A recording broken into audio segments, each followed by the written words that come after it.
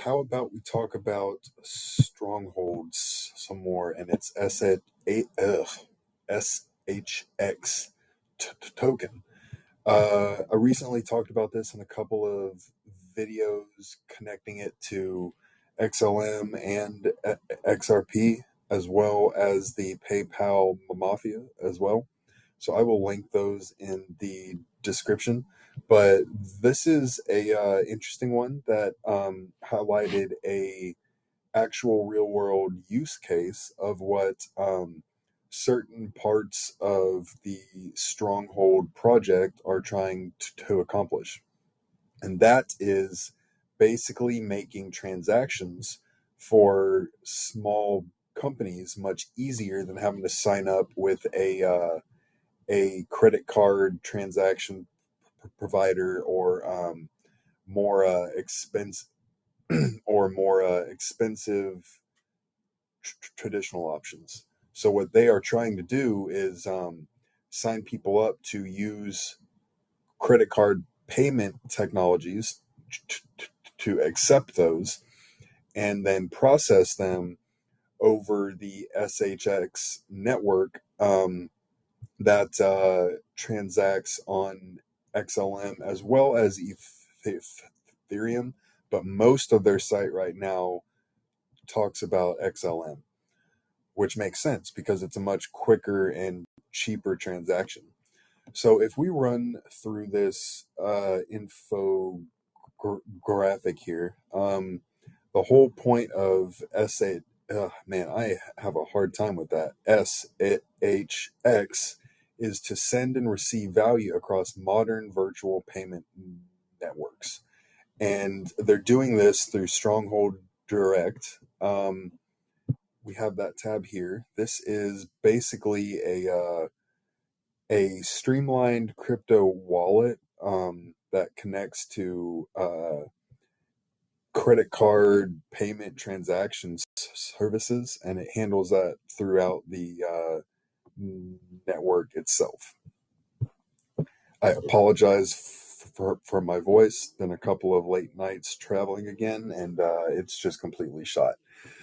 So that links into accepting payments in between businesses and from customers, and that links us into Stronghold Pay, which is, I believe, this one. Yeah. So it just explains what the objective is, which is to make it easier, quicker, and cheaper for companies to accept payments. Now, if we go back to here, Pay is more about the automated clearinghouse transactions, which are comparable to a check. I guess that's how a lot of us earn a paycheck, is over an ACH transaction. And that's basically between institutions or in between actual entities. And that can be in between businesses, banks, or even if it's just us trying to pay for something.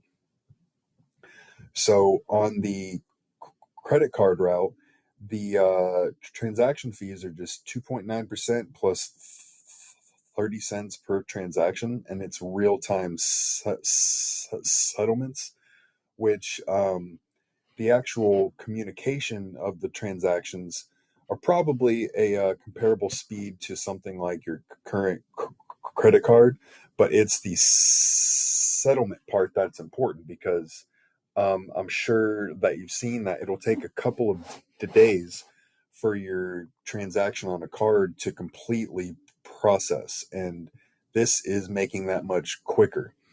And let's see. Oh, yeah, I'll come back to that. But all of this is able to happen so quickly because of their connection with IBM WorldWire, which is cross-border real-time payment, or a cross-border real-time payment network that operates with the SHX token. and it all runs on the XLM network itself. And you can see on their site, it says, is SHX on XLM or ETH? It's available on ETH, and it's as an ERC20 token. That is more expensive. It isn't as quick, but there's more smart contract options that are more readily available and adoptable at this point in time. However, if you're operating on XLM, there are companies and projects that do smart contracts on that as well. It's just not as widely adopted to my point of understanding at this time. So we talk about IBM WorldWire. Instead of waiting 3 to 5 days to completely clear and settle a transaction, IBM WorldWire transactions that use Stronghold resolve in real time.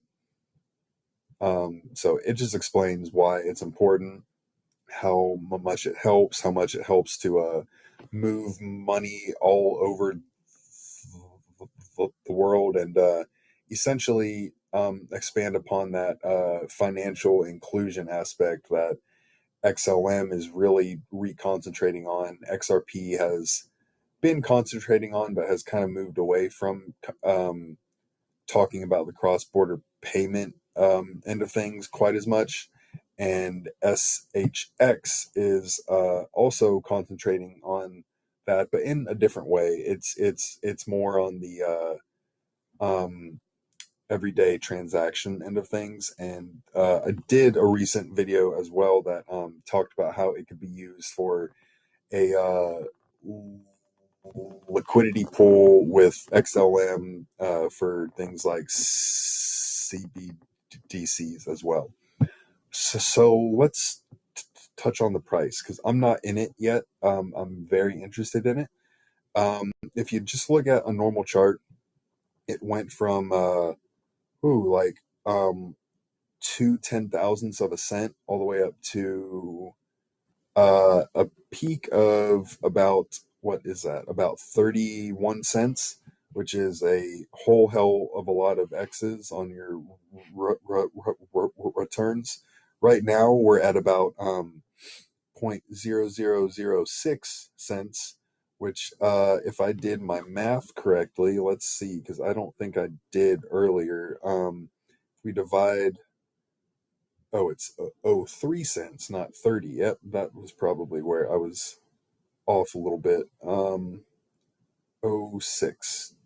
So if we went up to these highs again, that would be a 51x. And with the information that I put out about their involvement with XRP, XLM, IBM, which then connects into all kinds of other things, I believe that this is a project that has a very large price potential in the next bull cycle, especially after we have a utility bull run as well.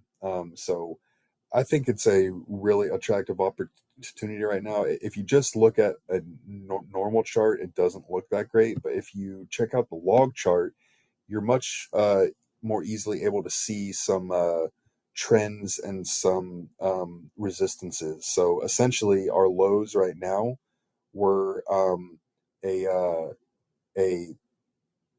higher. Wait, I'm explaining that wrong. We have higher lows now because our old resistance is now support here. So I think it's interesting. Do with this what you want. It's not financial advice. I'm just talking about interesting utility projects and how they all tie together.